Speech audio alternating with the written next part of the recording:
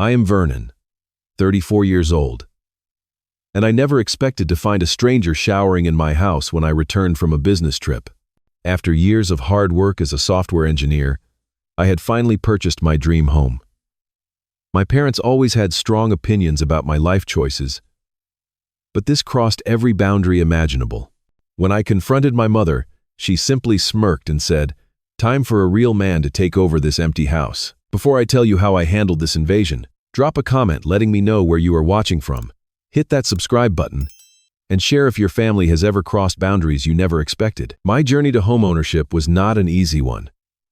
After graduating with a computer science degree, I spent nearly a decade climbing the corporate ladder at various tech firms. While many of my college friends were getting married and settling down, I focused on building my career. My parents never fully understood this choice. They came from a generation where getting married in your 20s and starting a family was the expected path. Their disapproval was subtle at first, but grew more pronounced as I entered my 30s. I saved diligently, lived modestly in a small apartment, and invested wisely. When I finally had enough for a substantial down payment, I spent months searching for the perfect home. The moment I walked into the 2-story colonial with a spacious backyard in a quiet neighborhood, I knew it was the one. The house had 4 bedrooms, a modern kitchen, and an office space perfect for remote work. The previous owners had maintained it beautifully, and the hardwood floors throughout gave it a timeless charm. The closing process was stressful but exhilarating. I remember the day I signed the final papers and received the keys. I took a photo of myself standing in front of the house, holding the keys up proudly. That picture now sits framed on my mantle, a reminder of one of my proudest achievements. My parents attended the small housewarming gathering I hosted. While my father grudgingly admitted the house was not bad, my mother immediately began talking about how empty it felt. "All these rooms," she said, gesturing around. "And just you. What a waste." I brushed off the comment, too happy with my purchase to let her dampen my spirits. As the months passed, my parents intensified their campaign to see me settled properly. Each Sunday dinner at their house included not-so-subtle hints about my biological clock or stories about their friends whose children were giving them grandchildren. My mother frequently tried to set me up with daughters of her friends, despite my insistence that I was dating at my own pace. "Vernon, a man your age should be thinking about legacy," my father would say, swirling his whiskey.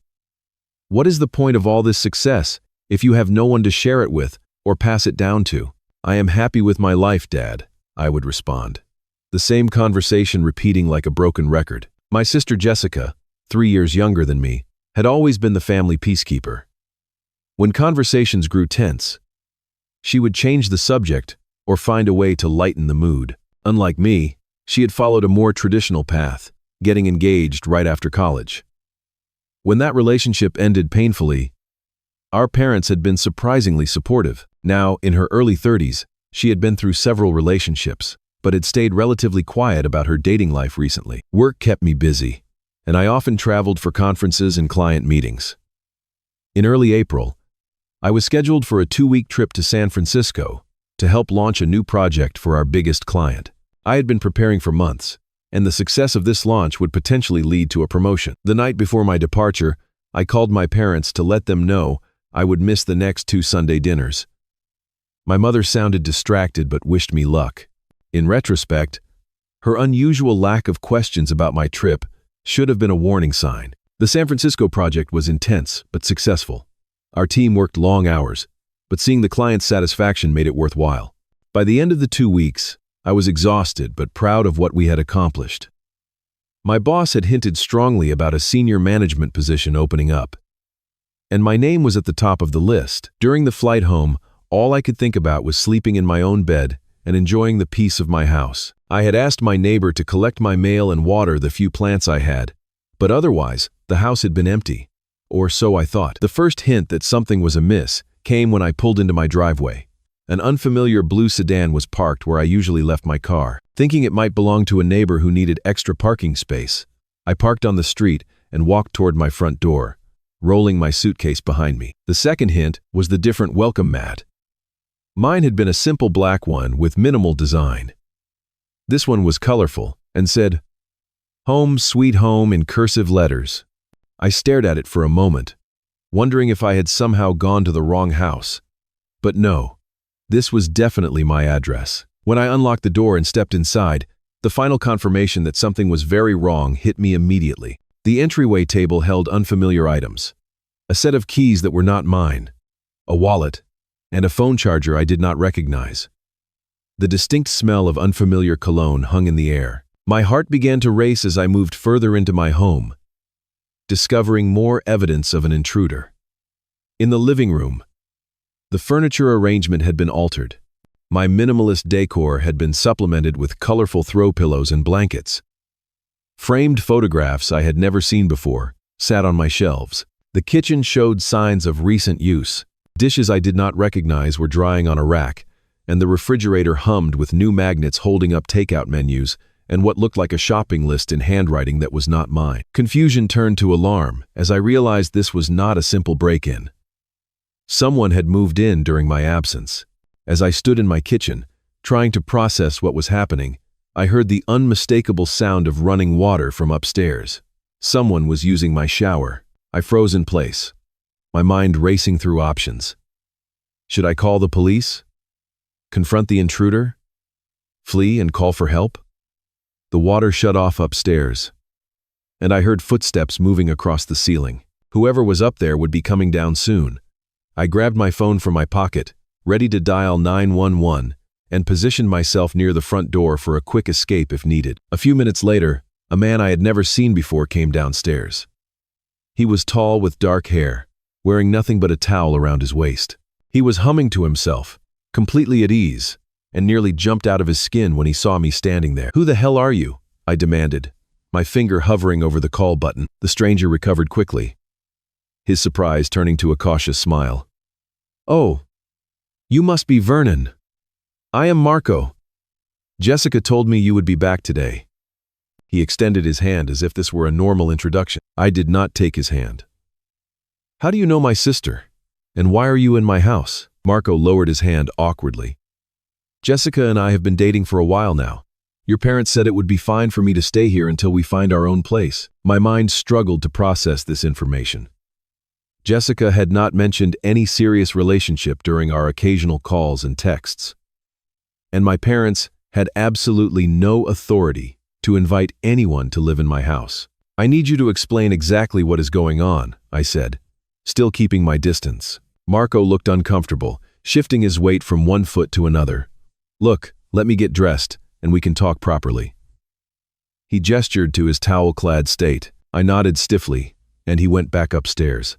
I immediately called Jessica, but the call went straight to voicemail. I then tried my parents. My mother answered on the third ring. "Vernon, you are back. How was the trip?" she asked, sounding suspiciously cheerful. "Mom, why is there a strange man named Marco living in my house?" I asked, cutting straight to the point. There was a pause before she responded. "Oh, you have met Marco. Isn't he wonderful? Jessica has finally found a good man, and we thought it would be helpful if they had somewhere to stay while they look for a place of their own. And you did not think to ask me before moving someone into my house?" My voice was rising, despite my attempts to stay calm. "We tried calling you, but you were so busy with your work thing," she replied dismissively. "Besides, that big house is just wasted on one person. Your father and I will be over in 20 minutes to explain everything." Before I could protest further, she hung up. Marco came back downstairs, now dressed in jeans and a polo shirt. "Your parents are on their way," I informed him coldly. Marco nodded, looking relieved. "Great, they can explain better than I can. Your mom has been so kind to me." "How exactly did this arrangement come about?" I asked, gesturing to his belongings scattered throughout my house. Marco sat down on my couch, making himself comfortable in a way that further irritated me. "Well, I lost my apartment about 3 weeks ago. The building was sold, and the new owners terminated all leases. Jessica and I had only been dating for a couple of months, so moving in together seemed too soon. When your parents heard about my situation, they suggested I use your spare rooms since you were away. And you did not think it was strange that they offered someone else's house?" I asked incredulously. Marco had the decency to look slightly embarrassed. They made it sound like you would be completely fine with it. They said you were always telling them the house was too big for just you. That was a complete fabrication. I had never said any such thing. 20 minutes later, right on schedule, my parents arrived. My mother breezed in without knocking, my father following close behind. She immediately went to Marco, greeting him warmly with a hug before acknowledging me with a quick nod. "Vernon, you look tired from your trip," she said, her eyes assessing me critically. "I hope you are not making Marco feel unwelcome." "Unwelcome?" I repeated, unable to believe what I was hearing. "He is in my house without my permission." My father cleared his throat. "Son, we thought you would want to help your sister and her boyfriend. Family helps family. By giving away my house without asking me?" I was struggling to keep my voice level. My mother waved her hand dismissively. "Do not be so dramatic. No one is giving away anything. Marco just needs a place to stay temporarily." "How temporarily?" I asked. My parents exchanged a look that made my stomach tighten.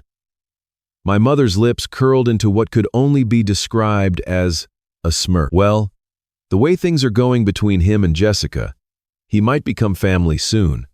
And then it would be time for a real man to take over this empty house." The implication hit me like a physical blow.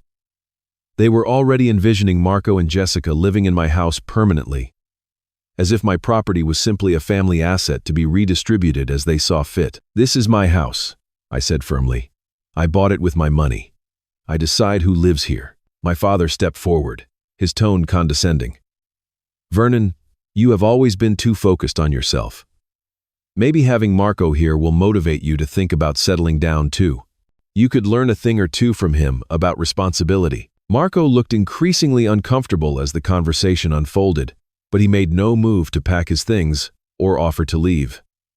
Instead, he sat there, tacitly accepting my parents' authority over my property. "How long have you and Jessica been dating?"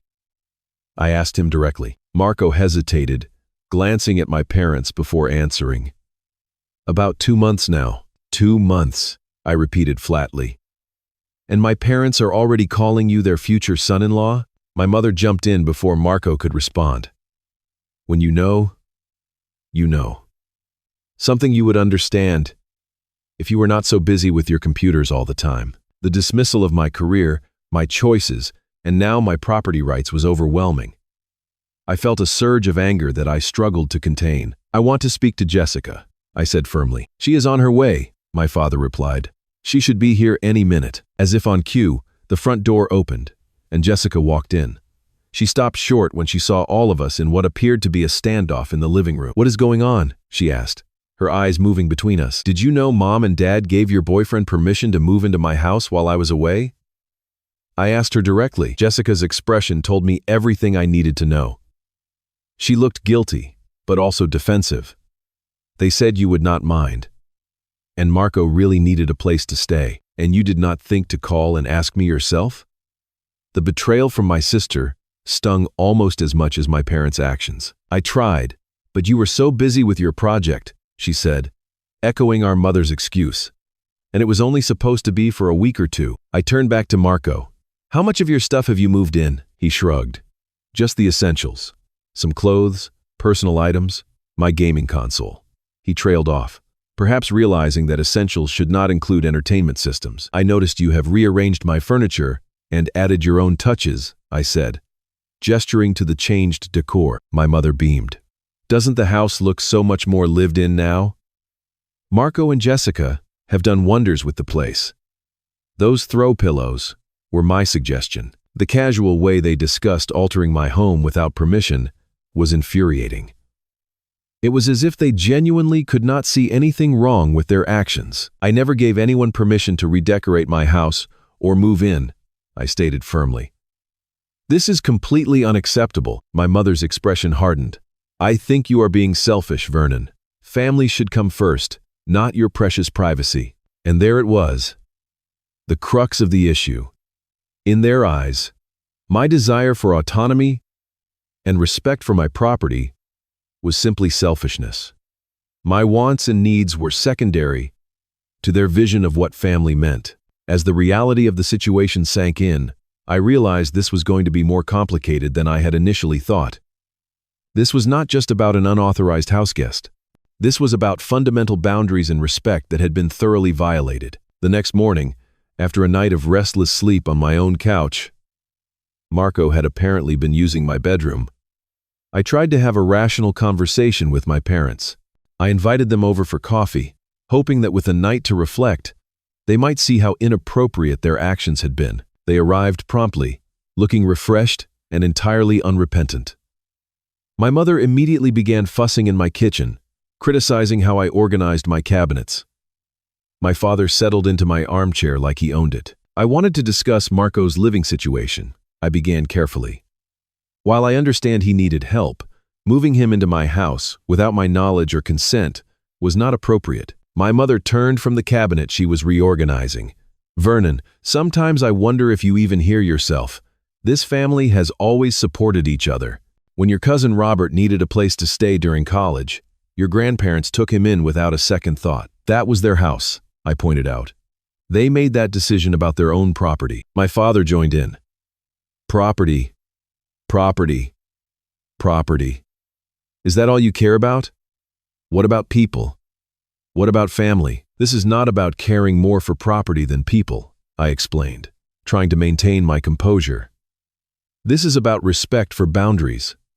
You would not give away my car without asking, would you?" "A car is not a house," my mother replied, as if that made any difference to the principle involved. "A house is meant to be shared, to be filled with family. My house is not a community resource," I insisted. "I worked hard for years to afford it. I have the right to decide who lives in it." My father leaned forward, his voice taking on the tone he used when delivering what he considered fatherly wisdom. "Son, you have been too independent for too long. It is not healthy. Having Marco here might teach you something about sharing and compromise." "I do not need lessons in sharing from someone who just gave away my property without asking," I replied, my patience wearing thin. The conversation continued in circles, with my parents refusing to acknowledge they had overstepped. Eventually, Marco and Jessica arrived, adding another layer of tension to the discussion. "Look, I feel caught in the middle here," Marco said, attempting to sound diplomatic. "If Vernon really wants me to leave, I can try to find somewhere else." Before I could say that yes, that was exactly what I wanted, my mother jumped in. "Nonsense. Vernon is just being dramatic. He will get used to the arrangement." Jessica gave me a pleading look. "Vernon, Marco really has nowhere else to go right now. The rental market is terrible, and he lost his apartment without much notice." "That is unfortunate," I acknowledged, "but it does not make it my responsibility to house him. There are other solutions besides moving him into my home without asking." "Like what?" my father challenged. "You want your sister's boyfriend living on the street? There are short-term rentals, extended stay hotels, or he could stay with you," I suggested reasonably. My mother scoffed. "Our house is too small, and those other options are expensive. Why waste money when there is a perfectly good house right here with plenty of space?" "My house," I emphasized again, "which I pay for, maintain, and have the sole right to decide who lives in." The argument escalated as my parents doubled down on their position. Jessica began to cry, claiming I was being cruel to Marco, and by extension to her. Marco looked uncomfortable but made no move to start packing his things. "You know what your problem is, Vernon," my mother said, her voice rising. "You have always been selfish. Even as a child, you never wanted to share your toys. Now you are a grown man still acting like a child, unwilling to help your own sister." That hurt, especially because it was so untrue. I had always supported Jessica, emotionally and financially when needed. I had helped her through her painful breakup with her fiancé, letting her stay at my apartment for weeks until she felt ready to be on her own again. "I have always been there for Jessica," I replied, keeping my voice steady. "But this situation is different. This is about respect for my home and my boundaries." "Boundaries. Boundaries," my father mocked. "Family does not have boundaries. Family is there for each other. No questions asked." As the argument continued, I learned more disturbing details about how thoroughly my space had been invaded. Marco had already hosted several of his friends for a poker night in my dining room. Jessica had given him permission to use my home office for his freelance graphic design work. My mother had told him he could freshen up any room that looked too bachelor pad. To my horror, I discovered that several of my personal items had been moved to the garage to make room for Marco's things. A vintage record player that had belonged to my grandfather was now sitting on a shelf next to gardening tools, and some of my books had been boxed up because Marco thought they made the living room look too cluttered. "You had no right to touch my things," I said, my anger finally breaking through. "That record player was a gift from my grandfather. It is irreplaceable. It was just collecting dust in the living room," Jessica argued.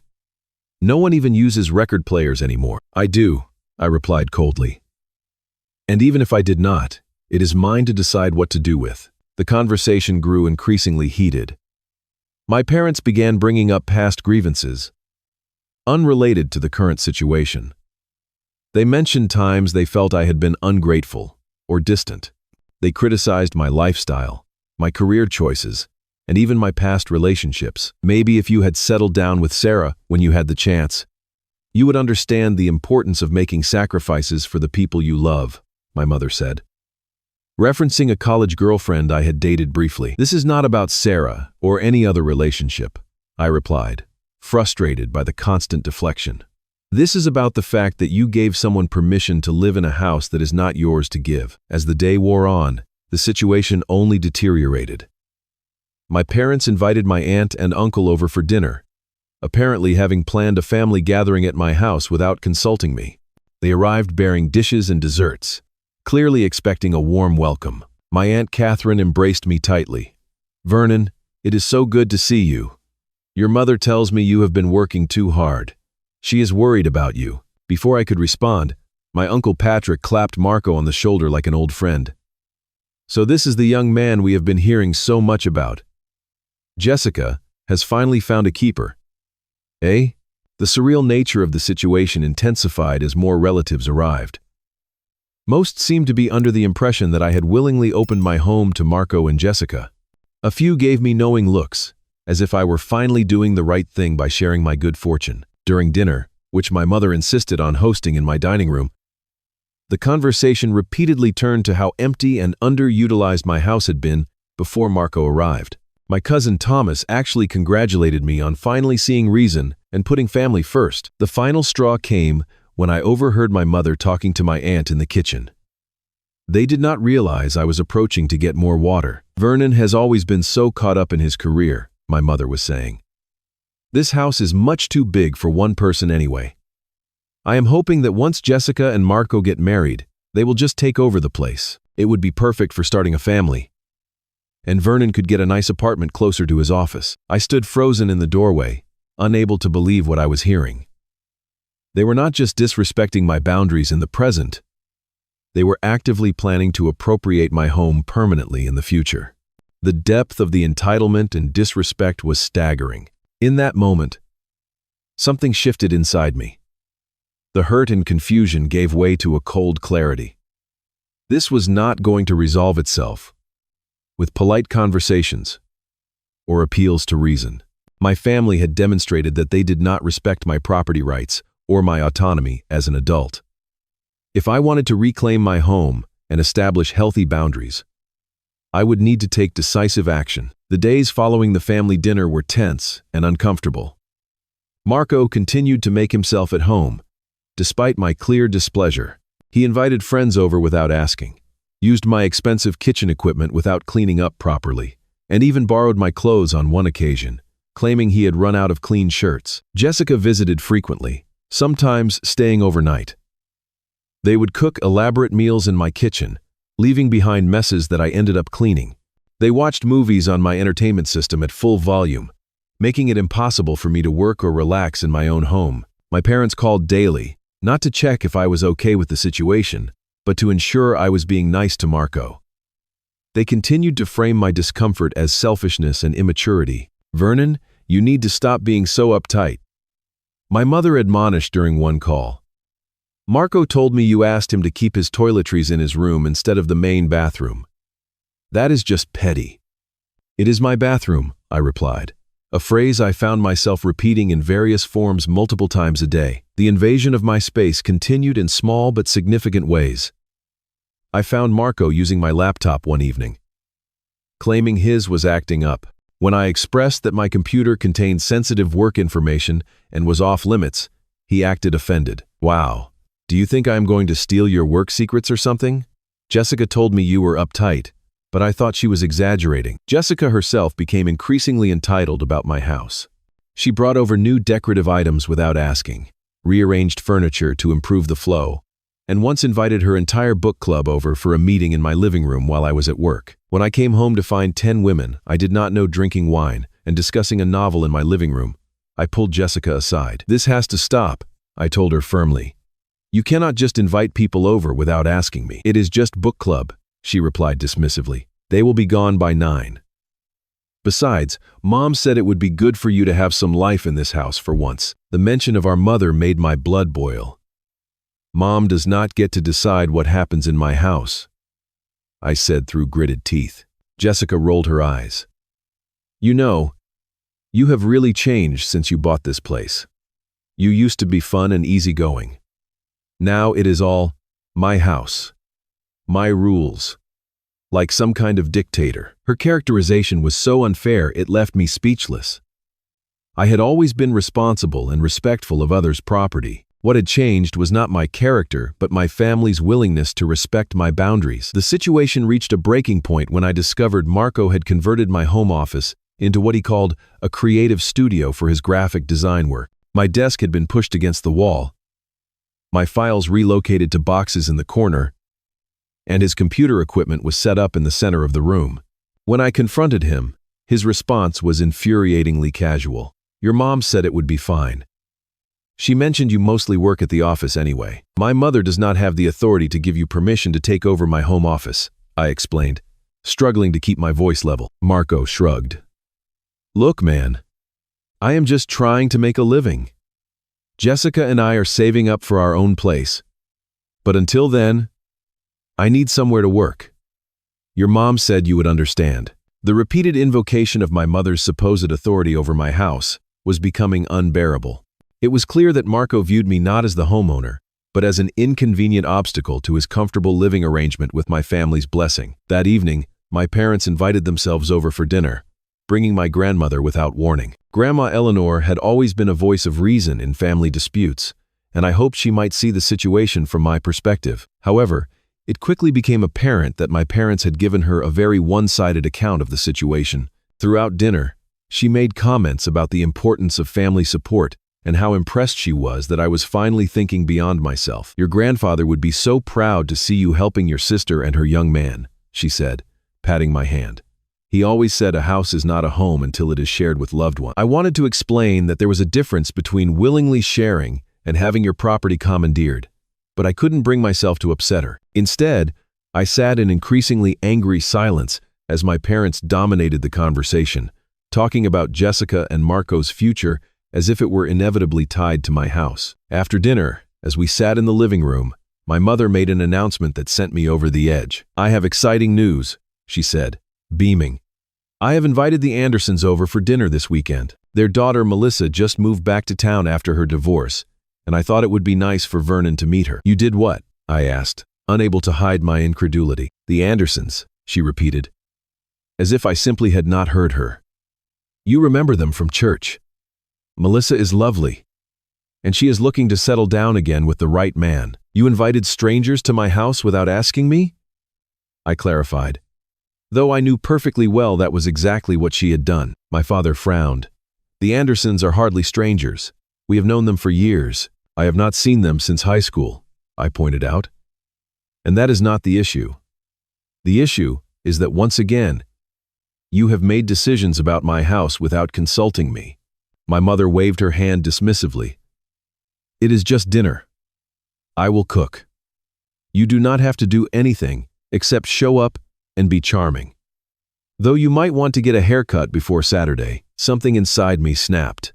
The accumulated weight of the boundary violations, the dismissal of my feelings, and the utter disregard for my property rights became too much to bear. "No," I said firmly. "There will be no dinner with the Andersons or anyone else.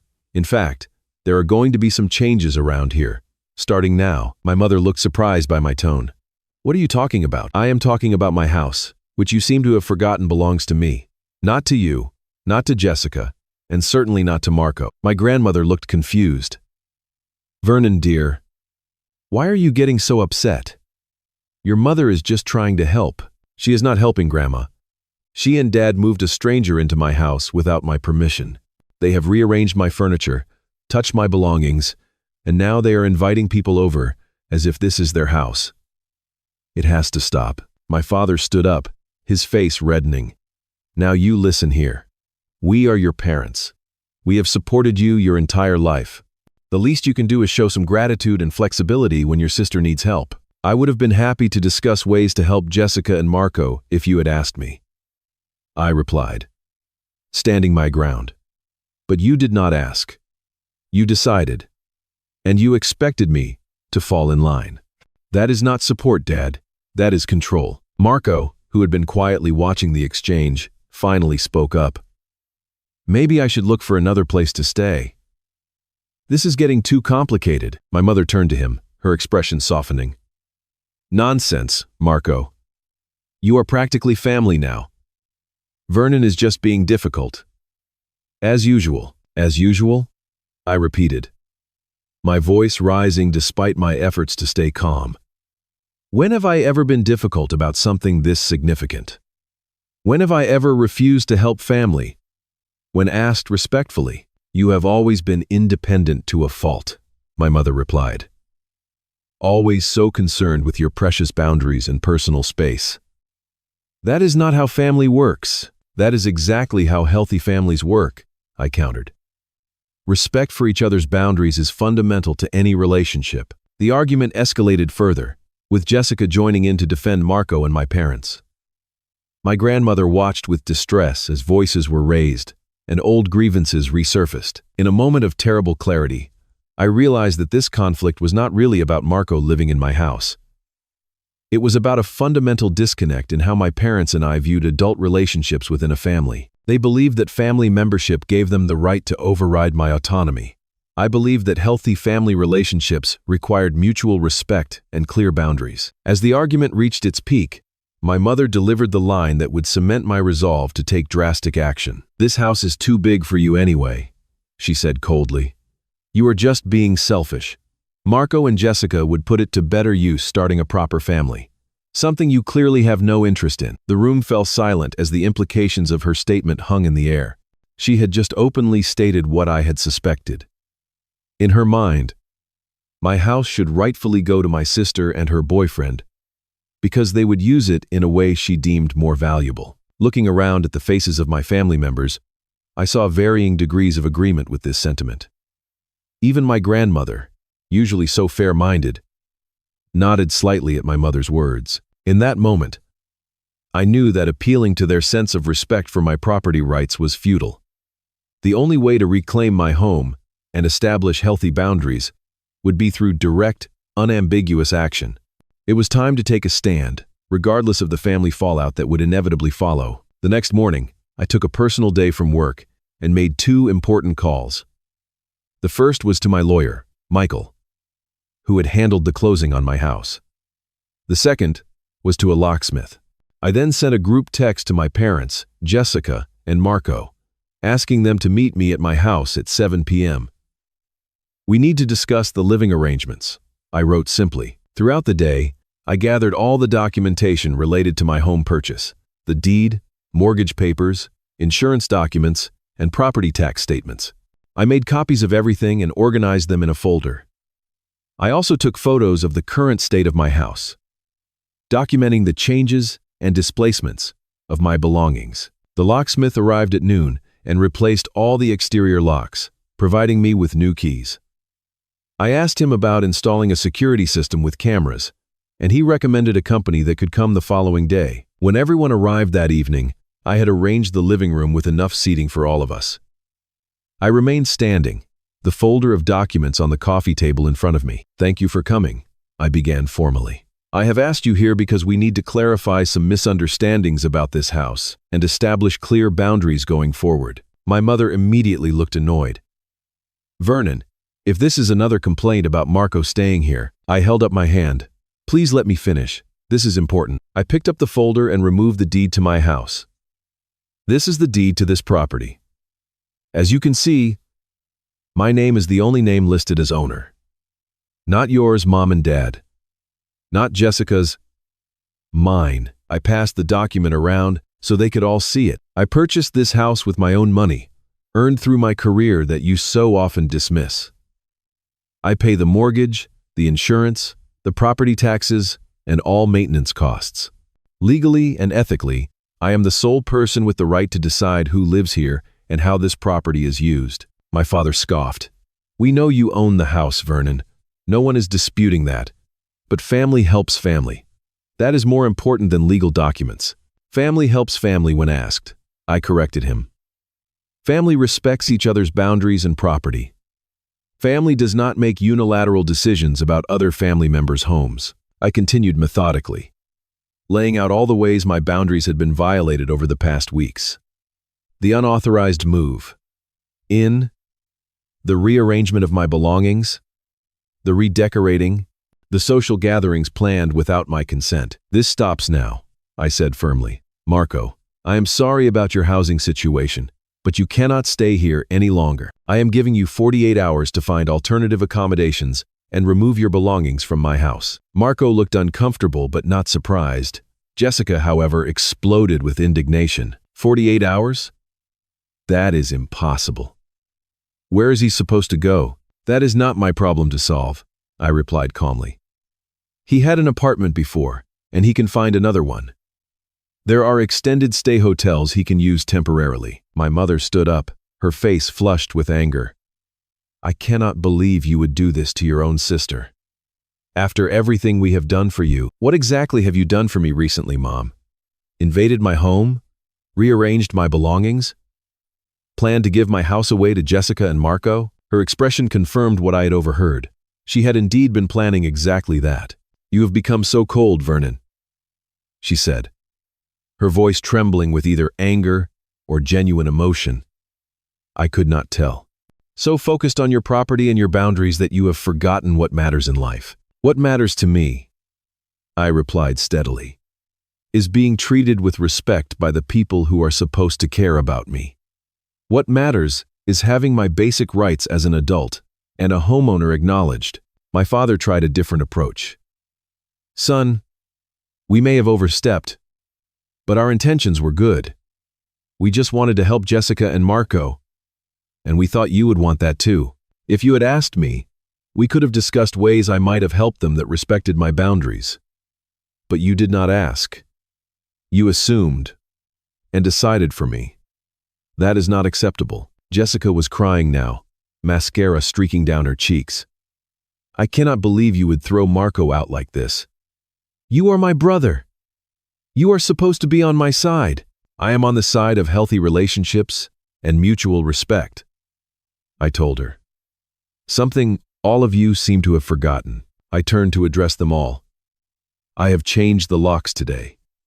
After Marco moves out, I will provide Jessica with a key for emergencies only. Mom and Dad, you will not have keys to my house anymore.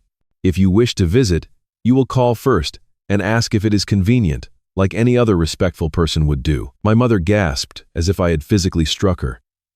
You changed the locks on us? Your own parents? Yes, I confirmed. Because you have demonstrated that you cannot be trusted to respect my home or my boundaries. This is outrageous, my father declared, standing up to join my mother. If this is how you treat family, perhaps we need to reconsider our relationship. The threat was clear. Fall in line, or risk being cut off from the family. A few weeks ago, such a threat might have shaken my resolve. Now, having seen how conditional their respect for me truly was, it only strengthened my determination. That is your choice to make, I said quietly. I hope it does not come to that. I love all of you, but I will not allow myself to be disrespected in my own home or anywhere else. Marco, who had been silent throughout most of the exchange, finally spoke.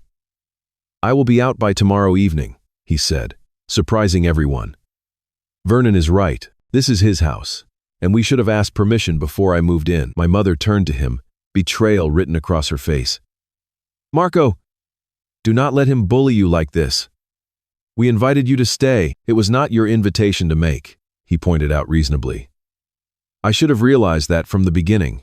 His unexpected support shifted the dynamic in the room. Jessica looked conflicted, torn between anger at me and recognition of the truth in Marco's words. My father, however, was unmoved. If this is how you want it, Vernon, fine. But do not come running to us the next time you need something. When have I ever run to you for help as an adult? I asked genuinely. I have been self-sufficient since college. I have built my career, saved for this house, and created my life through my own efforts. He had no answer for that. As they prepared to leave, the atmosphere thick with tension and unsaid words, my grandmother approached me. She had been quiet throughout the confrontation, watching with sad eyes. Vernon, she said softly, taking my hands in hers. I understand why you are upset. Your parents should have asked your permission. But try not to let this create a permanent rift in the family. Sometimes people make mistakes out of love, even if it comes out all wrong. Her words touched me. A small balm on the raw wound of this family conflict. I am not trying to create a rift, Grandma. I just need my boundaries to be respected. She nodded and patted my cheek. Give them time. They will come around. I hoped she was right, but as I watched them all file out of my house, I was not convinced. The looks on my parents' faces suggested this battle was far from over. They viewed my stance not as a reasonable assertion of my rights, but as a betrayal of family values. As the door closed behind them, I stood alone in my living room, surrounded by the evidence of their invasion, feeling both empowered by my stand and saddened by the conflict. I knew I had done the right thing, but I also knew there would be consequences to face in the days and weeks ahead. True to his word, Marco moved out the next day. He was surprisingly respectful during the process, apologizing for the awkward situation and acknowledging that he should have questioned my parents' authority to offer him my house. Jessica helped him move, but refused to speak to me directly, communicating only through terse text messages when necessary. The day after Marco left, I hired a professional cleaning service to deep clean the entire house. I wanted to erase all traces of the invasion and reclaim my space. I also began the process of returning my furniture and belongings to their original positions, discovering in the process that several items had been damaged or misplaced. My vintage record player had a large scratch across the cover, and my grandfather's collection of vinyl records had been haphazardly stacked in a box, resulting in several being warped beyond repair. The discovery brought tears to my eyes, these irreplaceable mementos treated with such carelessness. As I had anticipated, my parents did not accept my boundary setting gracefully. The day after the confrontation, the calls and messages began, alternating between guilt trips, anger, and attempts at manipulation. I raised you better than this, my mother texted. I never thought my son would turn his back on family. My father left voicemails questioning my character and suggesting that my success had changed me for the worse. You used to understand the importance of family before you got that fancy job and big house, he said in one particularly hurtful message. Extended family members began reaching out as well, clearly having heard a one-sided version of events from my parents. Aunt Catherine called to express her disappointment in my selfishness. Uncle Patrick suggested I needed to sort out my priorities. Even cousins I rarely spoke with sent messages questioning my decision to abandon my sister in her time of need. The narrative being spread was clear. I was the villain who had callously thrown my sister's boyfriend out on the street, prioritizing my material possessions over family bonds. The fact that Marco had his own apartment until recently, and that my parents had orchestrated the entire situation without my consent, was conveniently omitted from their version of events. Despite the emotional pressure, I stood firm. I installed a security system with cameras monitoring the exterior of my house. I changed my garage door code and ensured all windows were secure. These measures felt extreme, but given my family's demonstrated disregard for my boundaries, I felt they were necessary precautions. 3 days after moving out, Marco returned unexpectedly while I was at work. The security system alerted me to movement on my porch, and I watched through the app as he tried his old key in the new locks, then knocked repeatedly. When no one answered, he called Jessica, who arrived shortly after. I could see them on my porch, gesturing animatedly and occasionally trying the door. I called Jessica from work. "Why are you and Marco trying to get into my house?" I asked when she answered. "He forgot some of his things," she replied defensively. "We would have been in and out if you had not changed the locks like a paranoid person. If he left belongings behind, he should have called me to arrange a time to collect them." I explained patiently. "Showing up unannounced and trying to enter my house is not appropriate. It would not be a big deal if you were not being so controlling," she argued. "It is not controlling to expect people to respect my home and privacy," I countered. "Tell Marco to text me a list of what he left, and I will leave the items on the porch for him to collect this evening." The exchange highlighted how differently we viewed the situation. To Jessica, my insistence on basic courtesy and respect for my property was controlling. To me, it was the minimum standard for any relationship. Over the next week, the pressure from my family intensified. My mother organized a family dinner at her house and pointedly did not invite me. Photos appeared on social media showing everyone gathered around the table, with comments about supporting Jessica and Marco during this difficult time. The narrative of me as the villain was being carefully cultivated. During this time, I leaned heavily on my close friends for support. My friend Daniel, who had known me since college, was particularly helpful in providing perspective. "Your family is using classic manipulation tactics," he observed after I showed him some of the messages I had received. "They are trying to make you question your completely reasonable boundaries by reframing them as selfish or unloving." His validation helped me stay strong in the face of the ongoing emotional assault from my family. Another friend, Rachel, offered practical support by helping me reorganize my home office, which had been particularly disrupted by Marco's use. "This is your sanctuary," she said as we worked. "You have every right to protect it." About 2 weeks after the confrontation, I received an unexpected call from Jessica.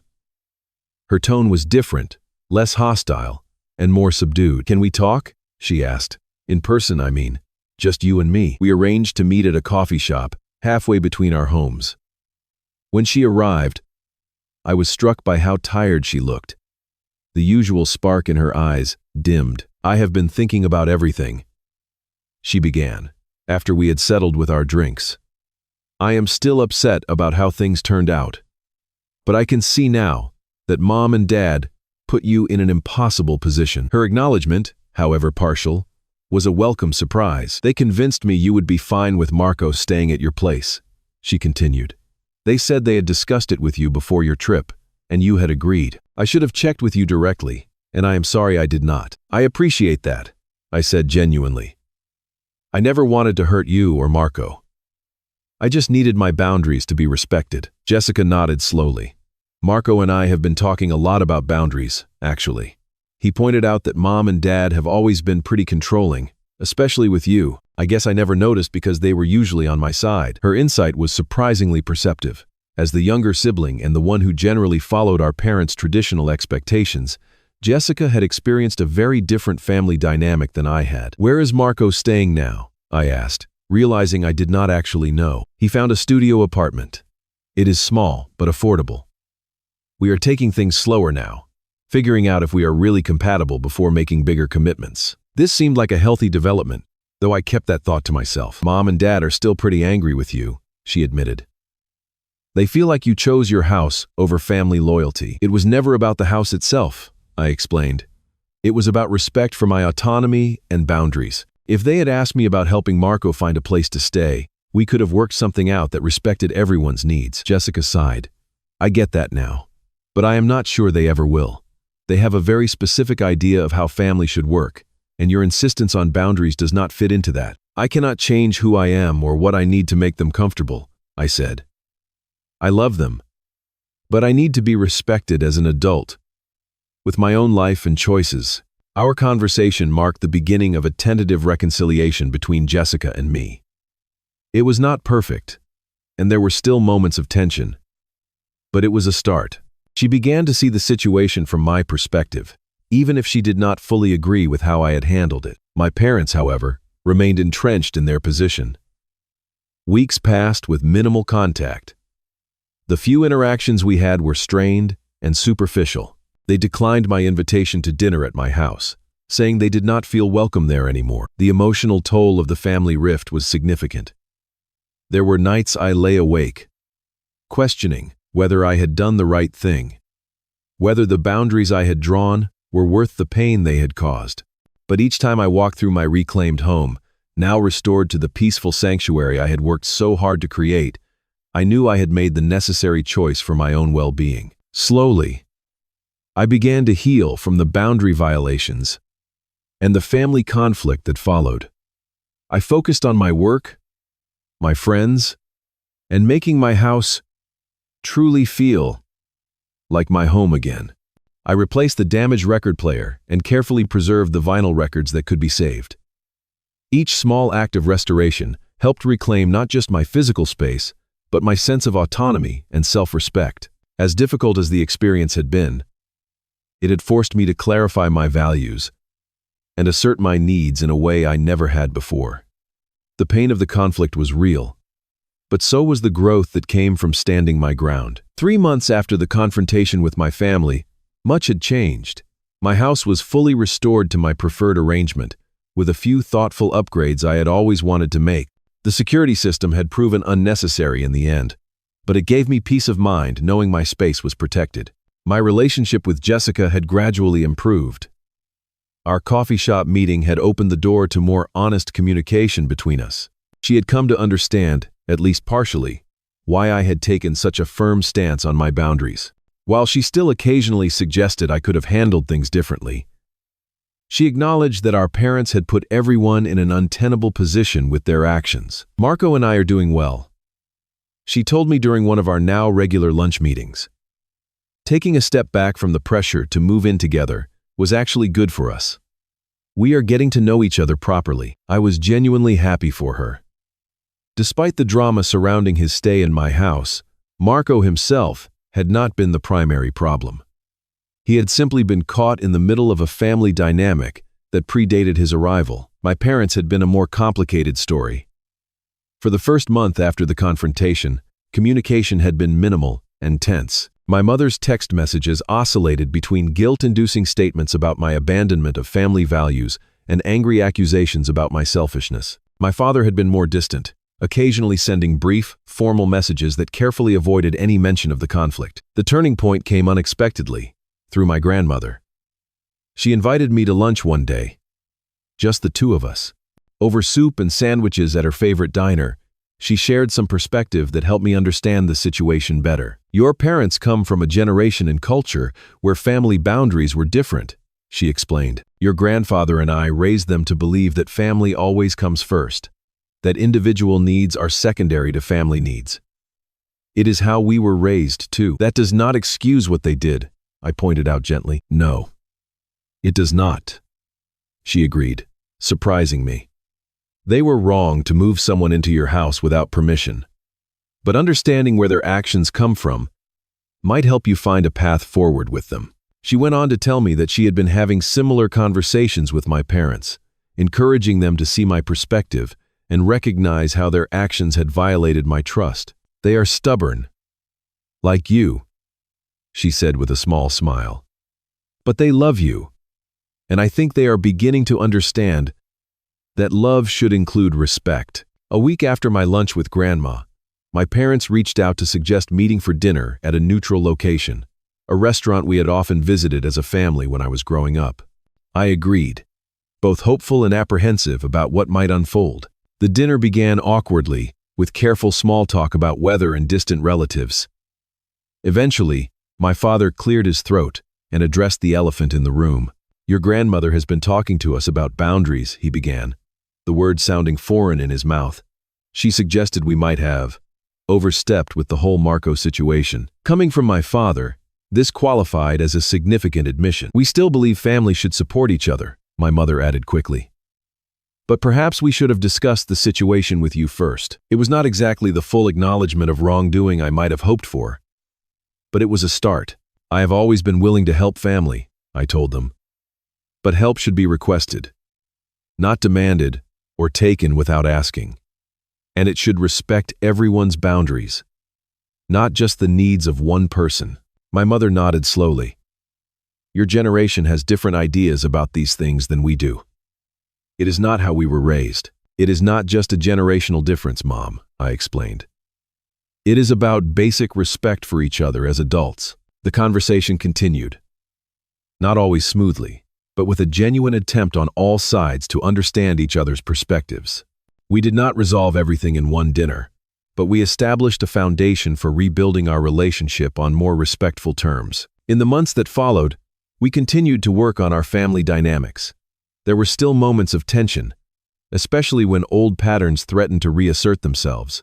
My mother occasionally forgot to call before stopping by, testing whether my boundaries were firm or flexible.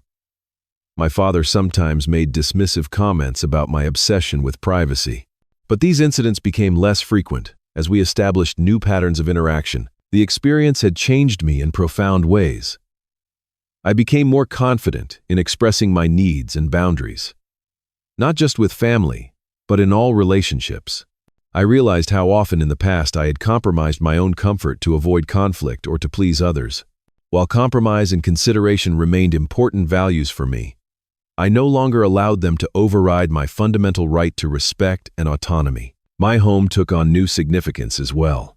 Beyond being just a place to live, it represented my independence and self-determination. I began to take even more pride in maintaining and improving it. Not as a statement against my family, but as an affirmation of my own choices and values. Perhaps most surprisingly, the conflict ultimately led to healthier relationships within our family. Jessica and I developed a closer bond based on mutual respect rather than the somewhat distant politeness that had characterized our adult relationship previously. She confided in me about her developing relationship with Marco, and I found myself able to offer genuine support now that it was requested rather than demanded. Even my parents, despite their initial resistance, began to show more respect for my boundaries. They called before visiting, asked rather than told, and generally treated me more like an adult with his own life rather than an extension of the family unit. 6 months after the confrontation, we celebrated Thanksgiving together at my parents' house. The atmosphere was different from previous family gatherings, more thoughtful and less presumptive. When my mother suggested hosting Christmas at my house, she immediately added, "If that works for you, of course." No pressure. It was a small moment, but it represented significant growth in our family dynamic. As I reflect on this challenging chapter of my life, I realize that standing up for myself, while painful in the moment, was essential for my long-term well-being and for the health of my family relationships. By asserting my boundaries, I had not rejected my family but had instead invited them into a more mature, respectful relationship. The house that had been the center of our conflict became a symbol of our new understanding. It remained mine, both legally and in everyone's acknowledgement, but I now welcomed family into it on terms that honored both their importance in my life and my need for respect and autonomy. The deed to my house had my name on it, but the true ownership went beyond legal documents. I had claimed ownership, not just of my property, but of my right to set boundaries, to be respected, and to define my own place in my family and in the world. Have you ever had to stand up for your boundaries with family? How did you handle it? And what was the outcome? Remember that healthy relationships require mutual respect, and sometimes the most loving thing you can do is establish clear boundaries. If this story resonated with you, please hit that like button, subscribe to hear more stories like this, and share with someone who might need encouragement to stand up for themselves. Thank you for listening, and remember, your space, your rules,